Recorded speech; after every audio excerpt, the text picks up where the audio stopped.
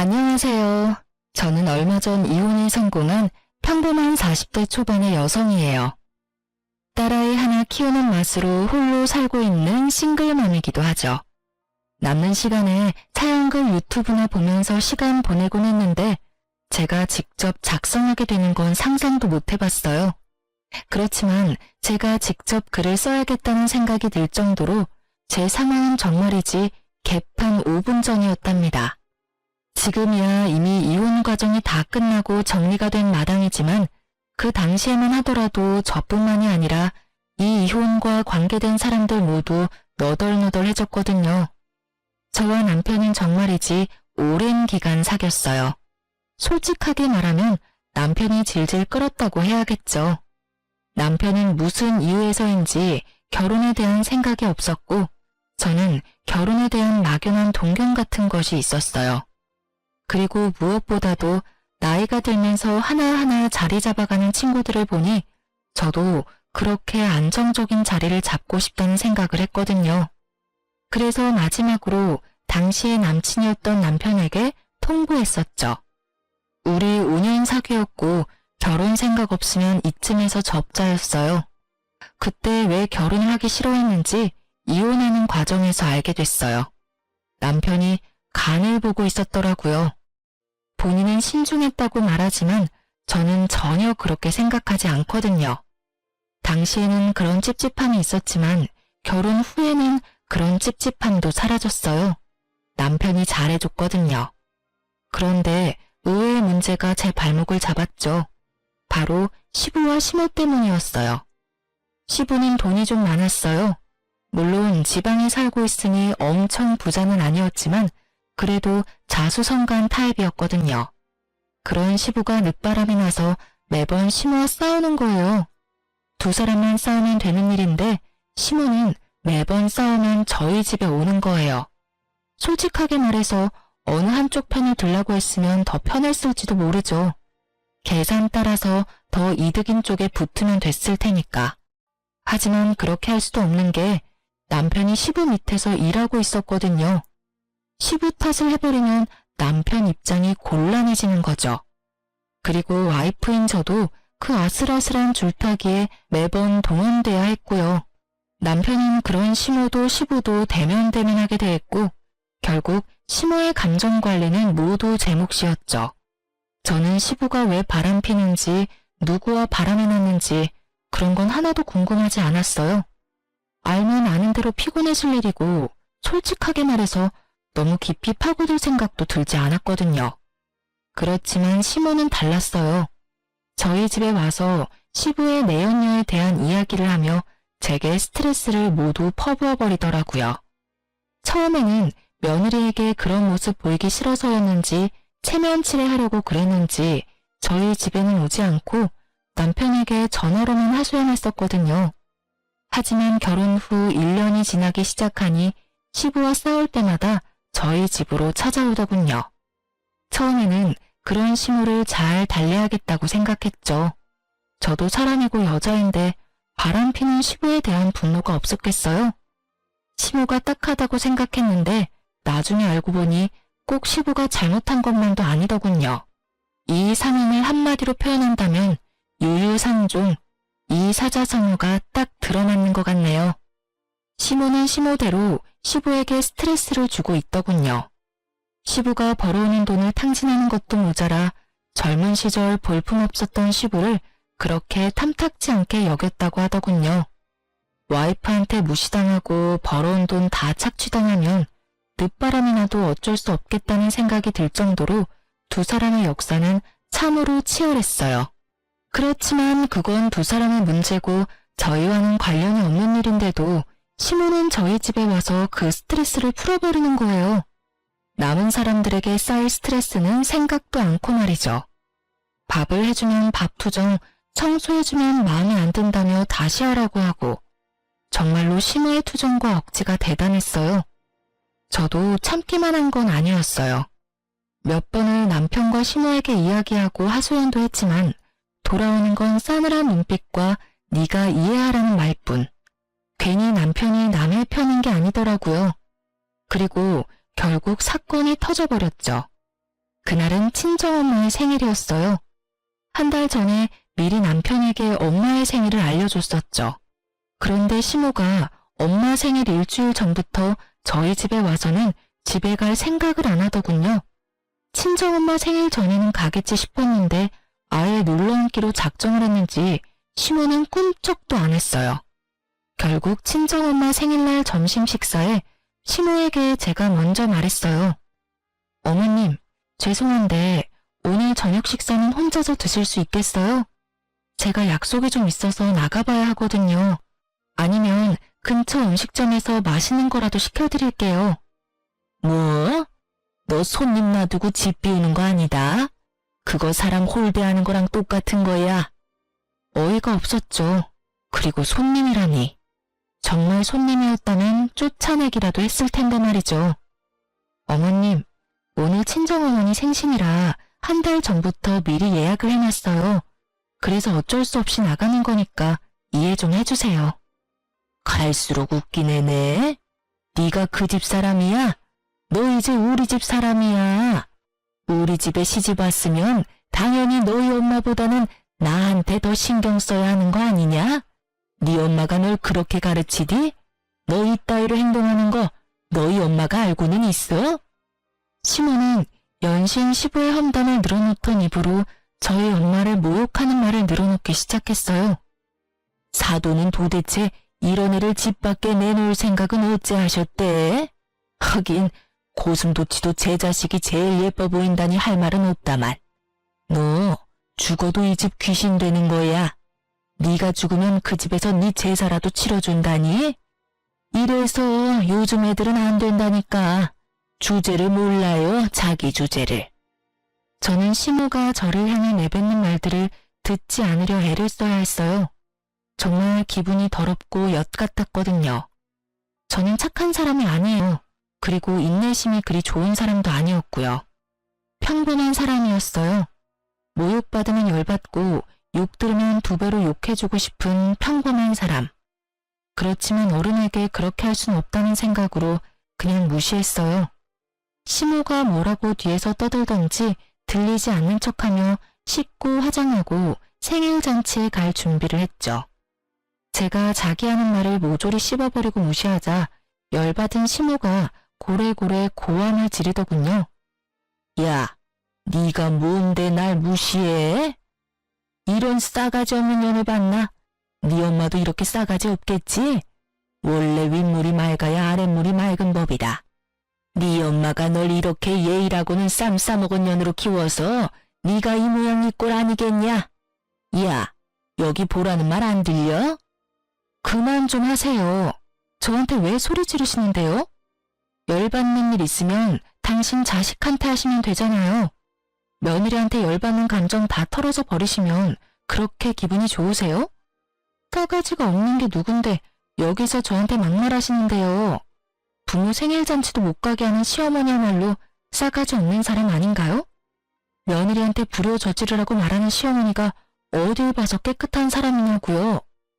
이게 정신이 나갔나? 너 지금 누구한테 대드는 거야? 우리 엄마 욕한 사람한테 대드는 거죠.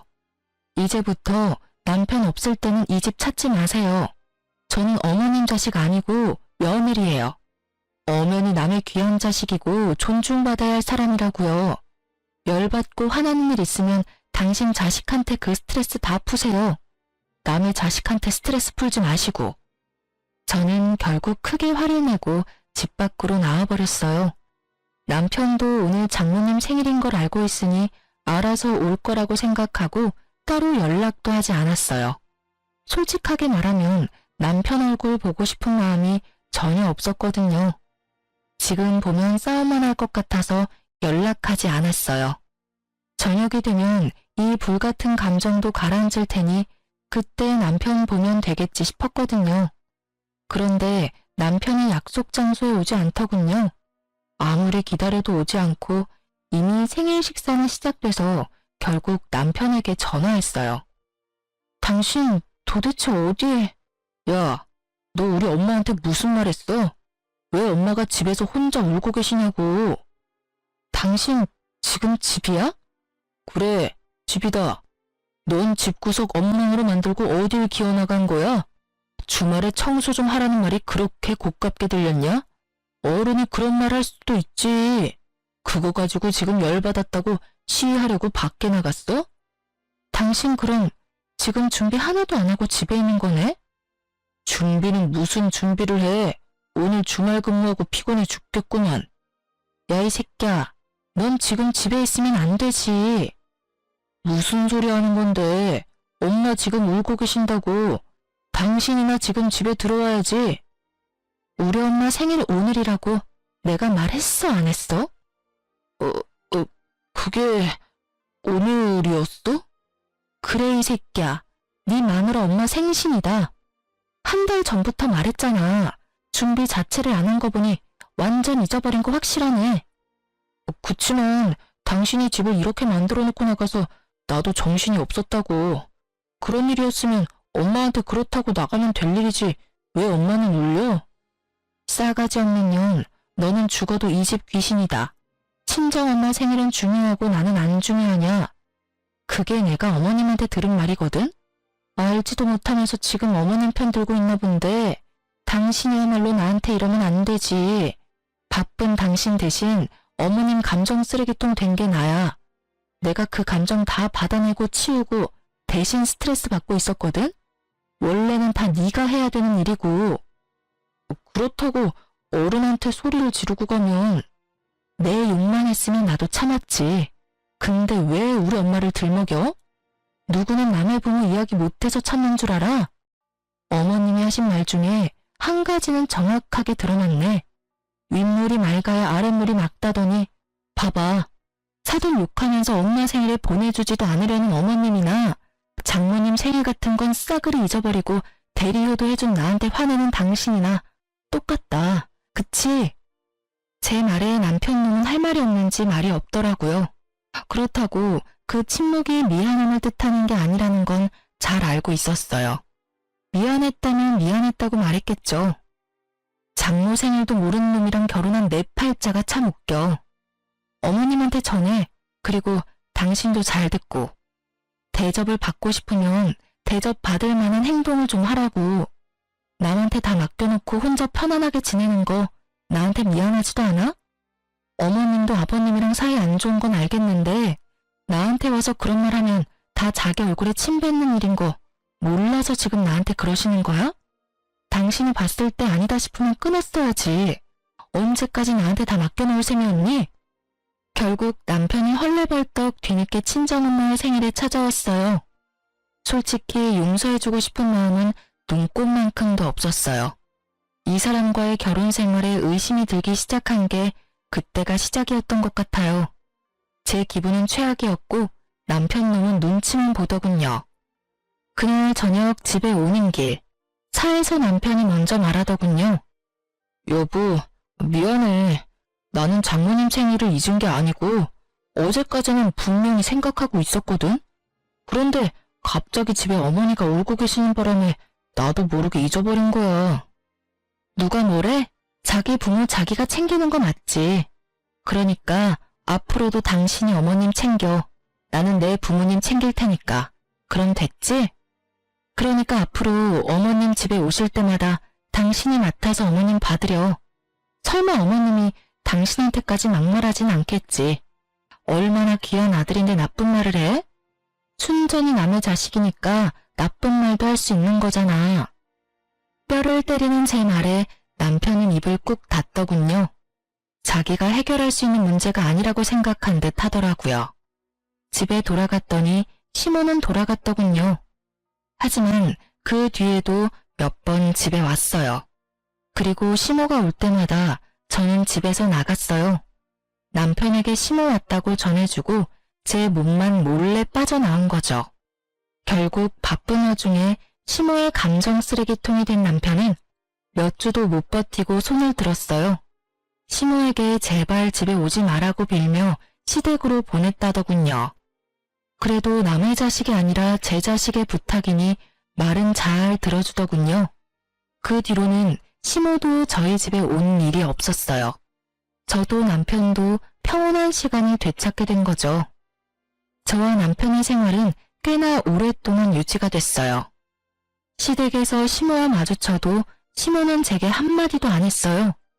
기분이 나빠져라기보다는 자신이 여기서 화를 내고 짜증을 내면 남편에게 더 미움받을까봐 걱정했던 것 같더라고요. 그리고 시부에게 책 잡히는 게 싫어서 그랬던 것 같기도 하고요. 그리고 그런 시모 덕분에 저는 생각보다 편하게 시댁에 다닐 수 있었어요. 그 와중에 저와 남편 사이에는 딸아이가 태어났어요. 딸이 태어났을 때 가장 좋아했던 분이 시부였어요. 시부는 아들보다 딸을 원했는데 집안에 아들만 있으니 영 아쉬웠던 모양이었어요. 작고 앙증맞은 손녀딸의 존재는 시부에게는 오아시스 같은 느낌이었던 거죠. 매번 갈 때마다 손녀딸 데리고 오라고 한다든지 시모와 싸운 날에는 밖에서 식사나 하자며 손녀를 꼭 데리고 오라고 하셨거든요. 그런 시부의 지극정성에 제 딸도 어찌나 시부를 잘 따르던지 결국 시부의 총애를 듬뿍 받은 우리 집 상전으로 거듭났죠. 그렇게 즐겁고 평온한 시간이 계속될 거라 생각한 어느 날 남편이 회식이 있으니 늦을 것 같다는 카톡을 보내왔어요. 그 카톡을 보면서 저는 별 생각 없었어요. 요즘 자주 늦네? 이런 정도였죠. 승진과 각종 행사가 많았던 연말이었거든요. 그래서 늦는 것도 어쩔 수 없다는 생각이었고 저는 사회생활도 업무의 연장선이라고 보는 타입이라서 딱히 회식을 싫어한다거나 하지 말라고 한 적은 없었어요. 그런데 그날은 좀 특별했어요. 낮부터 애가 열이 나는 데다가 약을 먹여도 3시간 만에 다시 열이 오르고 다시 약을 먹이고 이런 상황의 연속이었거든요.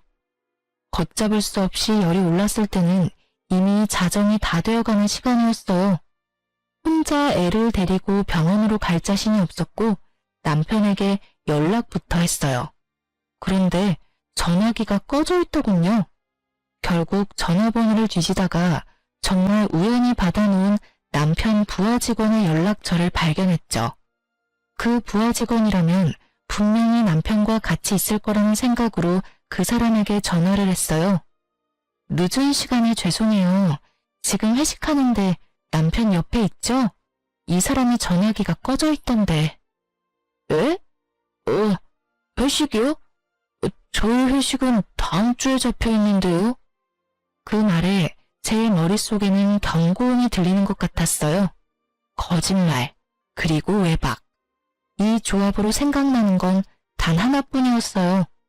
어떤 여자라도 생각날 수밖에 없는 단어. 아닐 거라고 믿고 싶은 남편의 외도 그거였어요. 머릿속이 복잡하고 열이 오르기 시작했지만 지금은 그것보다 더 중요한 일이 있었어요. 아픈 아이를 병원에 데리고 가는 거요. 저는 이를 악물고 애를 데리고 병원으로 향했어요. 아이는 요로 감염이었고 다행히 항생제 투여 후 열이 줄어들고 있었어요. 그리고 그 다음날 아침 8시에 남편에게 전화가 오더군요. 저는 입원한 아이 손을 잡고 있다가 남편의 전화를 받았어요. 당신 도대체 어디야? 애는 어디다 맡겨두고 외박이냐고. 지금 당신이 나한테 그런 말을 할 자격이 있어? 어제 애 아파서 응급실 왔거든? 당신한테 전화했는데 전화기는 꺼져 있더라? 회식이라고 했지? 그런데 왜 당신 부하 직원은 회식이 이번 주에 없다고 했을까? 솔직하게 물어. 나한테 회식한다고 속이고 어디 갔었어? 회식도 아니었는데 도대체 어디서 뭘 하느라 늦었냐고. 애 아플 때는 옆에 없는 놈이 애 아빠가 맞기는 해? 뭐? 애가 어디가 아픈데? 입원한 병원이 어디야? 내가 묻는 말에 대답이나 해. 너 나 속이고 외박하고 뭐 했어? 나 몰래 바람 피니? 애가 이렇게 어린데 설마 바람 피는 건 아니지? 그럼 어제 그건 당신이 싫어하는 친구 만나러 간다고 당신한테 거짓말한 거야. 외도 같은 건 아니고 당신이 싫어하던 그 친구 있잖아. 매번 동업하라는 친구. 정말 미안해 여보. 제가 무슨 말을 해도 남편은 미안하다고만 하더군요. 그리고 절대로 외도가 아니라고 했고요. 남편의 친구 중에 제가 싫어하는 친구가 있긴 했어요. 사기꾼 같은 놈이 하나 있었는데 그놈이 보자고 한다고 남편이 외박을 한다? 그건 아니라고 생각했어요. 남편도 그 친구를 곤란해하는 게 눈에 보여서 제가 남편 대신 그 친구 못 만나도록 못 박은 거거든요. 그 친구한테 제 핑계대고 피하라고. 그러니 그런 친구 때문에 외박을 할 리가 절대 없어요. 저는 남편의 사과를 받아들이는 척 하면서 남편 차 조수석 뒤에 녹음기를 넣어뒀어요. 아니면 다행이고 만약 맞다면 족쳐야 하니까요. 그리고 저는 남편 놈의 더러운 거짓말을 다시 알게 됐죠. 차 안에 놔둔 녹음기에 남편의 전화 내용이 고스란히 녹음됐거든요. 여자와 함께 만나 대화하는 내용뿐만 아니라 와이프에게 들켰으니 이제 만나는 거 조심해서 만나자는 내용도 있었어요. 그 대화 내용을 듣는데 얼마나 웃겼는지 아세요? 두 사람에서 절대로 들키지 않을 계획을 열심히 짜더군요. 폰 들키는 거 대비한 세컨폰 만드는 것부터 세컨폰 숨겨뒀을 때는 네이버 블로그 댓글창을 이용해 대화하자고요.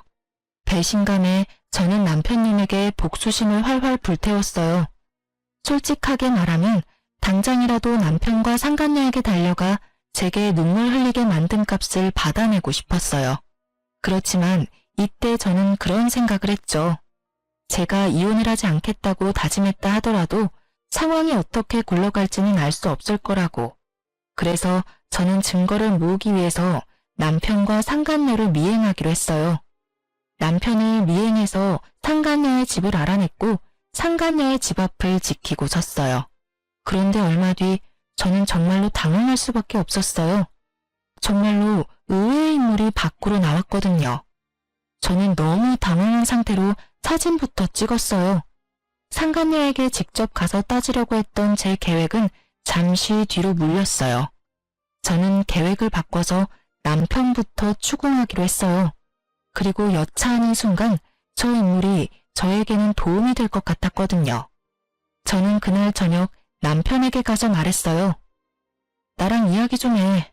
당신 나 말고 다른 여자 생긴 거 맞지? 갑자기 무슨 말이야.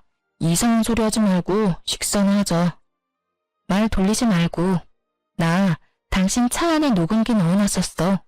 거기 이미 다 녹음됐더라고. 당신이랑 그 여자 작당하는 거. 지금 당장 헤어져. 그러면 내가 용서해 줄게. 용서? 야, 네가 뭔데 날 용서하고 말고 해. 진짜 어이가 없어서.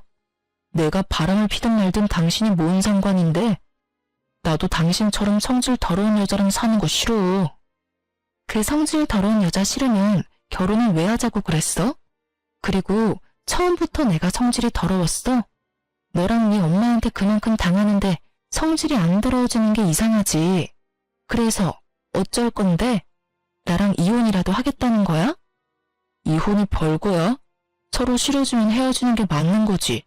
그래, 헤어져. 헤어지고 나도 좀 편하게 살아보자. 솔직하게 말해서 너 우리 엄마한테 예의 없이 구는 것도 얼마나 열받았는지 알기는 해? 그 여자는 당신처럼 이렇게 안아무이는 사람이 아니야. 상간녀를 두둔하는 말을 하며 남편놈이 실컷 짓거리더군요. 제 무덤 파는 줄 모르고 열심히 파서 묻히기 전에 한 번 더 물어봤어요. 그래서 이혼하겠다. 그 말이지? 그래, 이혼해 줄게. 내가 용서해 주겠다고 했는데도 굳이 지옥길로 알아서 걸어가겠다. 이 말이지? 제 말이 심상치 않음을 느꼈는지 남편님이 잠깐 흠칫하더군요. 그렇지만 자기도 뱉은 말이 있으니 번복하지는 않더군요. 뭐든지 법대로 할 거야, 법대로. 그래, 그럼 이혼해 줄게. 아버님이랑 어머님한테 이야기하러 가자. 당신 바람나서 애랑 나 버리고 이혼하겠다고 이야기할게. 남편님 얼굴이 새카맣게 변하더군요. 시아버지 밑에서 일하는 남편님은 자기 딸이 시아버지의 마음을 얼마나 많이 사로잡았는지 잘 알고 있었거든요. 신권이랑 양육권은 안 줄 거야. 넌 나한테 주게 되어 있어. 이 이혼은 전적으로 다 네 탓이니까. 넌 바람을 폈고 너희 엄마는 나를 괴롭히고 내 친정을 모욕했지. 게다가 아이가 아플 때도 바람을 폈으니 애를 데려갈 자격이 있기나 하겠어? 제 말에 남편이 부들부들 떨더군요. 저는 남편님을 강제로 시댁으로 끌고 가서 시부모에게 이혼 이야기를 꺼냈어요. 아버님, 어머님, 저희 이혼하기로 했어요. 제 말에 시모가 비웃으며 한마디 하더군요. 내 그렇게 될 줄 알았어. 네가 잘나면 얼마나 잘났다고 시어머니 이겨먹고 잘 살 줄 알았어? 당신은 좀 가만히 있어. 며느라가 왜 갑자기 이혼을 하겠다고 하냐? 큰 문제가 아니면 다시 생각해보고. 이 사람이 바람을 폈어요, 아버님. 그 말에 시부가 찔끔 놀라더군요. 자기도 바람을 폈으니 말이죠. 그런데 제가 용서해 줄 테니 그 여자랑 인연 끊으라고 했는데 그럴 바엔 저랑 이혼하는 게 낫겠다고 하더라고요. 그래서 원하는 대로 이혼해 주려고요. 전 분명히 기회를 줬어요. 그런데 그걸 거절한 건 남편이에요. 그럼 우리 손녀딸은 제가 데려갈 거예요. 이 사람 아이 열이 펄펄 나서 병원 간 날에도 상간녀 만나느라 제 연락도 못 받은 인간이거든요. 그런 사람한테 양육권에 친권이 가당키는 해요? 어이구, 네가 잘했어야지. 왜 우리 아들 욕을 하고 그래? 우냐, 이혼해라. 누가 와도 너보다는 낫겠어. 호언장담하는 시모를 보며 저는 속으로 비웃어줬어요. 아무것도 모르는 저 할머니가 상간녀 정체를 알고도 저렇게 평온하겠나 싶었거든요. 확답을 듣고 나니 이 두 사람을 용서할 생각이 완전히 사라졌어요. 그렇게 저는 이혼을 하기로 하고 짐을 챙겨 아이와 함께 집을 나왔어요. 그리고 이혼 소송에 관해 이야기 나누자며 남편과 시부모를 가게로 데려왔어요. 시부모에게는 손녀를 마지막으로 볼 수 있게 해주겠다고 했죠. 그렇게 식당에서 저는 시부모와 남편에게 말했죠. 확실하게 이혼하기 전에 식사 한번 대접해드리고 싶었어요. 아가, 이혼은 다시 한 번 더 생각해보거라. 이 빚덩이 같은 것이 아버지 없이 살면 얼마나 힘들겠니? 당신은 왜 그런 말을 해요? 제가 뭐라고 그렇게 두둔하냐고요? 그리고 넌 뭐가 그렇게 매번 당당해? 식사 대접? 웃기고 앉았네. 네가 왜 우리한테 식사를 대접해? 뭔 꿍꿍이가 있으니까 불렀겠지. 우리 아들한테서 얼마나 뜯어먹을 작정이야? 말씀이 심하시네요. 뜯어먹기는 누가 누굴 뜯어먹어요? 그건 어머님이 곧 하시게 될 텐데요. 저의 말과 함께 방 밖에서 똑똑 노크 소리가 들렸어요. 손님이 오신 모양이네요. 애초부터 식사 자리는 6명으로 세팅이 되어 있었어요. 제가 상간녀를 불렀거든요. 어차피 하게 될 상견례 미리부터 시켜주려고요. 그리고 문이 열리고 들어선 사람들의 얼굴을 보고 시부모와 남편의 얼굴이 완전 경악으로 물들었어요. 인사들 하세요. 남편 상간녀랑 그 어머님이세요. 저 년이 왜 여기를 왜 와? 시모가 숨 넘어갈 듯 소리치고 있었어요. 그리고 시부는 아무 말도 못하고 눈만 질끈 감고 있었고요. 남편은 이 상황이 어이없는지 저한테 그러더군요. 당신 왜 이 사람 부른 거야? 어차피 나랑 이혼하고 저 여자랑 결혼할 거잖아. 미리 상견례 좀 시켜드리려고 불렀지. 그게 지금 말이라고? 남편 말이 끝나기도 전에 시모가 남편을 바라보며 잔뜩 화난 목소리로 물었어요. 아들, 너 설마 저년 딸년이랑 바람난 건 아니지? 에? 어머니, 무슨 말씀하시는 건지. 저년 저거 네 아버지 내 언녀야 이놈아. 너 도대체 어디서 누구를 만나고 다닌 거야? 뭐라고요? 남편이 놀라서 상간녀를 바라보았고 상간녀도 몰랐는지 남편을 놀란 얼굴로 쳐다보더군요. 내가 저년 때문에 마음고생한 거 생각하면 네가 나한테 이러면 안 되지. 아들까지 저년 딸한테 놀아나고 지금 뭐하는 짓들이야? 남편이고 아들이고 도움되는 것들이 없어? 아버지, 이게 대체 다 무슨 소리예요? 아버지가 바람피운 상대가 정말로... 시부는 말이 없었고 시부의 내연녀도 말이 없었죠. 저는 남편에게 말했죠. 당신이 나랑 이혼하고 싶은 게 저 여자 때문이었잖아. 저 여자가 그렇게 좋다며? 그럼 둘이 결혼해. 할 수 있으면.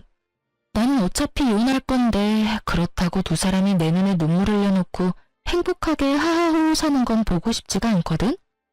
그리고 어차피 지금 알게 되나 나중에 알게 되나 알게 되는 건 시간 문제였으니까 나한테 고마워해.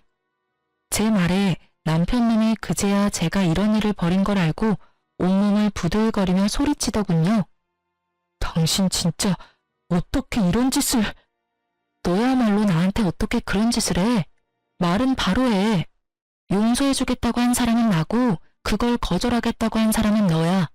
열심히 네 무덤 파고 있는 거 보면서 즐거웠다 미친놈아. 말을 잊지를 못하는 남편에게서 눈을 돌려 얼굴이 벌겋게 된 채 시부의 내연녀를 바라보는 시모에게 말했어요. 어떤 여자가 와도 저보다는 낫겠다고 하셨으니 며느리 잘 대해주세요. 아드님이 아주 사랑하는 여자라고 하더라고요. 저랑은 다르게 싹싹하다던데. 그쪽 아들이 며느리 한번 잘 골라왔네요. 그쵸? 그리고 딸을 저리 키운 상간녀의 엄마에게도 잊지 않고 말해줬죠.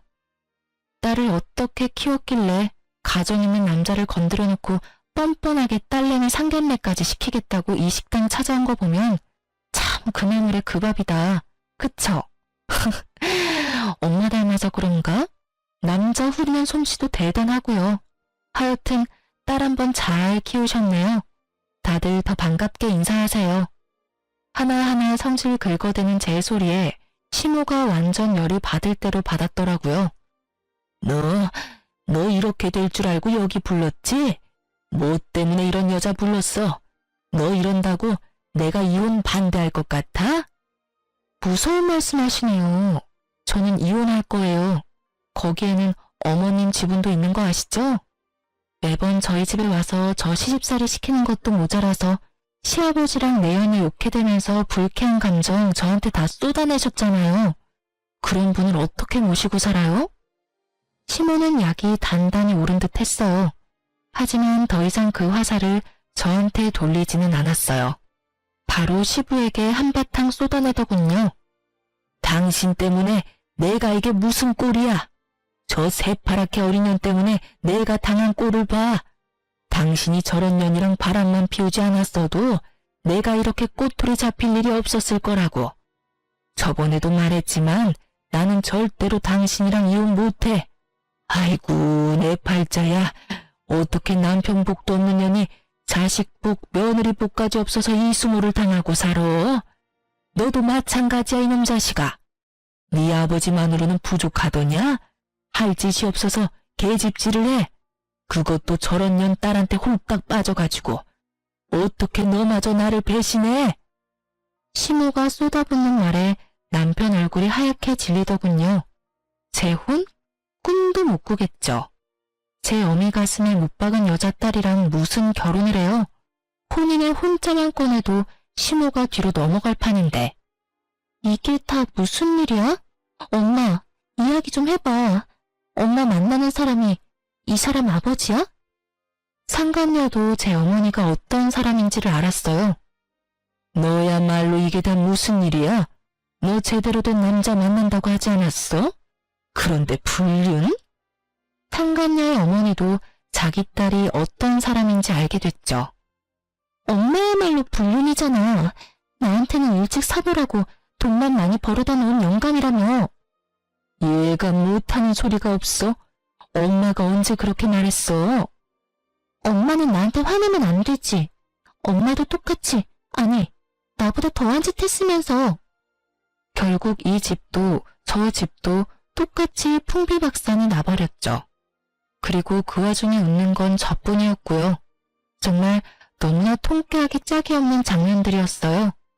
상간녀와 남편의 행복한 미래는 이미 산산조각 났고 두 사람의 암울한 미래 앞에는 부모님들이 있었죠.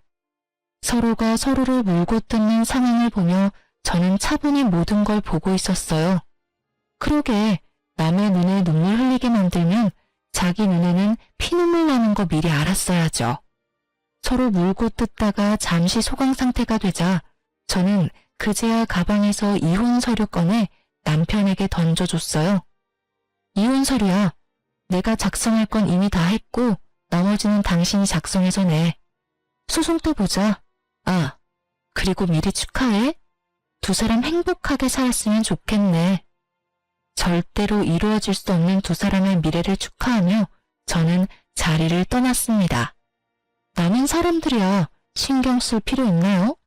저도 제 감정 추스리기에 바쁜 사람인데 이 와중에 날 엿먹인 인간들을 위한 배려 같은 건 필요 없잖아요.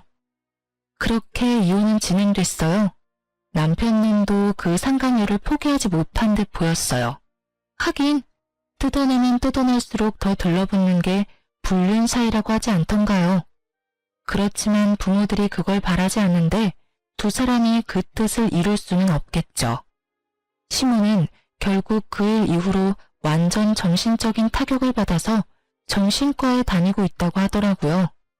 시부의 배신 때문에 그렇게 열받아서 저한테 모든 걸 쏟아내던 시모였는데 결국 아들놈까지 자기를 배신하는 짓을 했으니 정신이 남아나겠어요? 저 같아도 정신과 다닐 만큼 타격을 받았겠죠. 어떤 여자라도 저보다 낫겠다며 그렇게 호언장담을 하며 이혼하라고 떵떵거리더니 정작 이혼하고 나서 아들이 데려온 여자가 시부 내연녀의 딸이라니 게다가 얼마나 웃겨요? 남편 바람난 것 때문에 그렇게 열받은 사람이 아들 바람나서 며느리가 이혼하게 됐는데 잘 됐다며 이혼하라고 말하는 것 자체가 말이죠. 저 같으면 자기 아비랑 똑같은 짓 했다면서 냅다 두드려 패버렸을지도 모르는데 역시 남다른 정신세계를 가지고 있는 분이셨어요. 그리고 남편은 정말 웃겼어요. 이혼 소송 중에 시부와 남편 저 셋이 다시 만난 적이 있었거든요. 시부가 불러들인 거였어요. 시부가 저한테 그러더라고요. 너 정말로 이혼할 생각이냐? 나는 너희가 이혼하지 않았으면 좋겠다. 내가 아들에게 나쁜 영향을 줬다고는 생각하지만 그렇다고 아들이 잘못된 상대와 재혼하는 건 아니라고 생각하거든. 아버지, 저희 정말로 이혼할 거예요. 그리고 저는 이 사람보다 그 여자가 더 좋다고요. 아버지가 이해 좀 해주실 수 없어요? 안 된다면 절대로 안 돼. 그 여자 말고 다른 여자를 데려왔으면 또 모를까.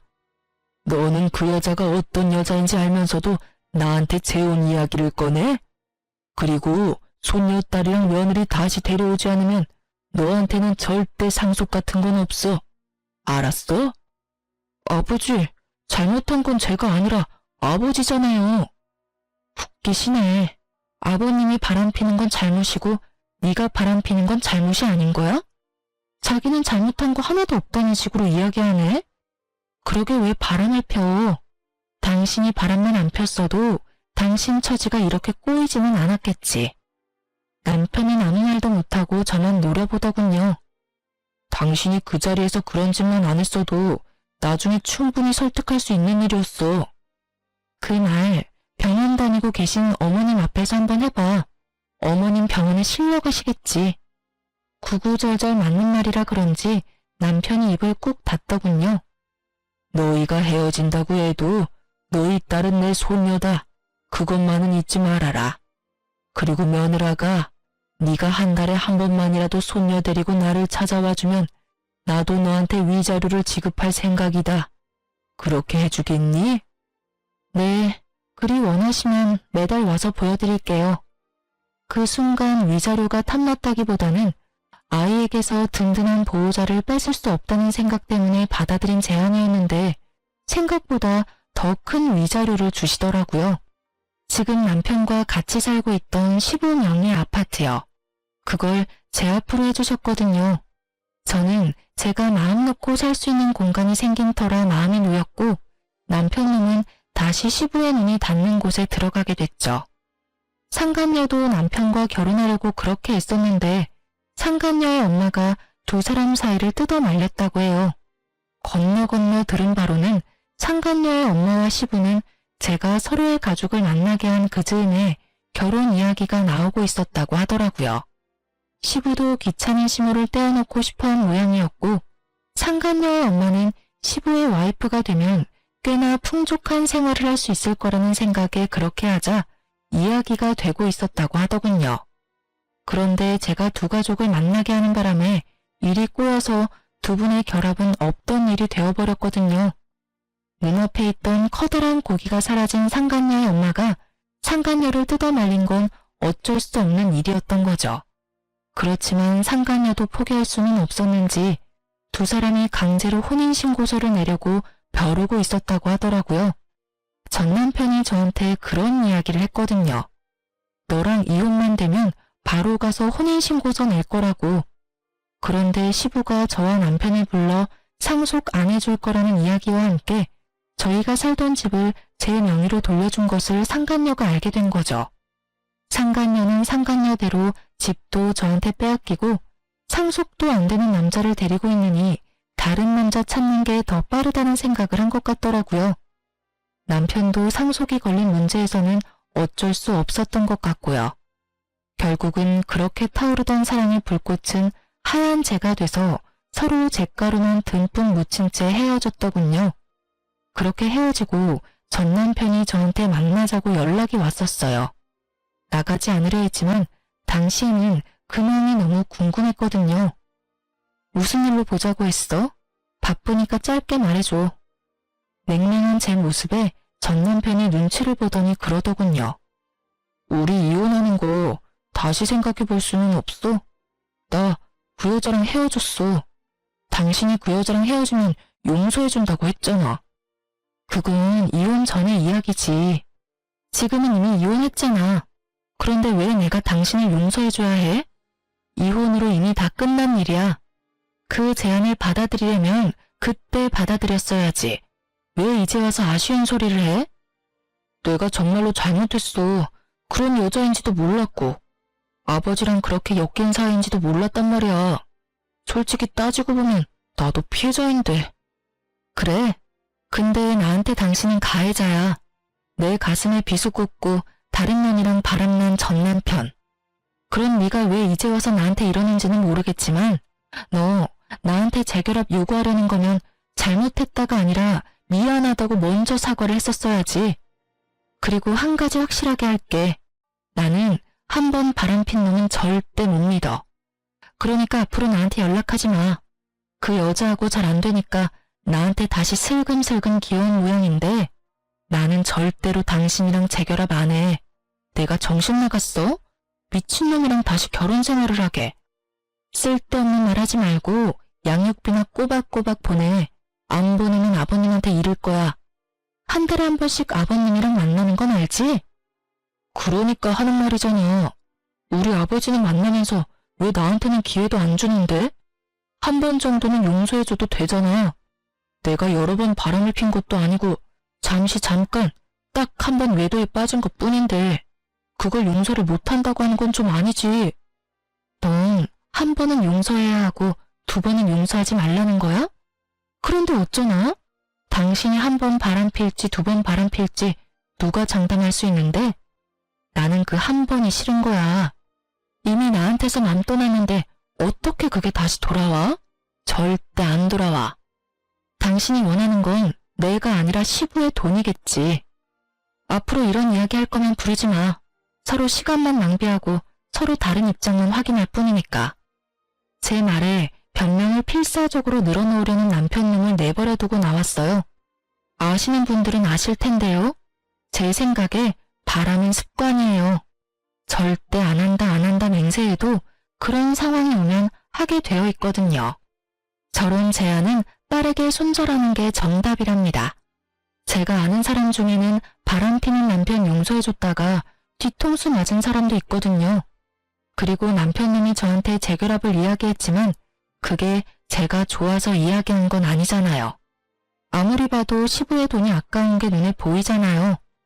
일이 꼬이지 않아서 시부가 재혼을 허락했다면 이놈이 저 앞에서 이렇게 아쉬운 소리를 할 리가 있겠어요? 사랑도 없는 결혼을 다시 시작할 필요가 없잖아요. 어떤 사람들은 상황이 잘 풀렸으니 그냥 받아주지 그랬냐고 물었죠. 그런데 그런 생각이 들었어요. 시부가 만약에 돌아가시고 나면 저 남자가 그때도 저를 와이프로 여길까 하는 생각이요. 애초에 돈 때문에 상간녀와 헤어진 남자인데 시부의 돈과 재산이 상속되면 당연히 다른 여자 만나는데 주저하지 않겠죠. 그리고 어떤 이유보다도 그 남자가 저를 여자로 보지 않는다는 점이 제일 컸어요. 그것만큼 비참한 게 없으니까요. 그래도 지금은 잘 살고 있으니까 이런 생각도 안 하고 살아요. 떨쳐내는 게 힘들었지만 지금은 그때의 일에 묶여있지는 않으니까요. 쓰다 보니 길어졌네요. 제 사연 들어주셔서 감사합니다. 아, 저에게 응원의 한마디 댓글로 써주시면 더욱 감사할 것 같아요. 여러분, 좋은 하루 되세요.